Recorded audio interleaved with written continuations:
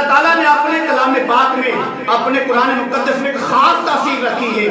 بعض لوگ ایسے ہیں جو قرآن کو سنتے ہیں، سمجھتے اگرچہ نہیں، سنتے ہیں، ان کی آنکھوں سے آنسو جاری ہو جاتے ہیں۔ میں نے ایسے انگریز لوگ دیکھے ہیں جو قرآن کو صرف سنتے ہیں، ان کی آنکھوں میں آنسو جاری ہو جاتے ہیں۔ اللہ نے قرآن کے اندر ایک ایسی زبردست تاثیر رکھی ہے جو آج تک جو ہے میرے کملی والے کا زندہ موجود ہے۔ ایک مرتبہ عمر بن خطاب رضی اللہ تعالیٰ عنہ مدینے کی گلیوں سے گزر رہے تھے تو ایک گھر سے قرآن پڑھنے کی آواز آ رہی تھی۔ عمر بن خطاب اپنے گدھے پہ بیٹھ کر مدینے کی گلیوں سے گزر رہے تھے، ایک گھر سے قرآن پڑھنے کی آواز آ رہی تھی تو عمر بن خطاب رضی اللہ تعالیٰ عنہ وہیں اپنی سواری کھڑی کر کے قرآن سننے کے لیے کھڑے ہو گئے۔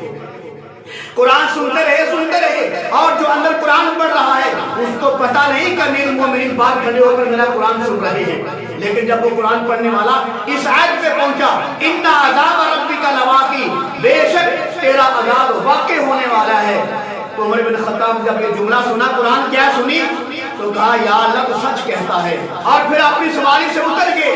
اتنے روئے حتیٰ کہ وہ دیوار کے ساتھ ٹیک لگا کر وہیں بیٹھ گئے، رو کر اپنا حال و بحال ہو گئے۔ اور جب ہلکا سا ہوش آیا تو اٹھ کر اپنے گدھے پہ بیٹھ کر عمر بن خطاب اپنے گھر آ گئے۔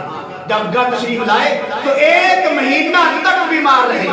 قرآن سنا، عذاب کی آیت سنی، رونے لگے تو ایک مہینہ تک بیمار رہے۔ لوگ عمر بن خطاب کی عیادت کرنے کے لیے آتے تھے، ان کی بیمار پرسی کرنے کے لیے آتے تھے، لیکن کسی کو پتہ نہیں تھا کہ بیماری کیا ہے۔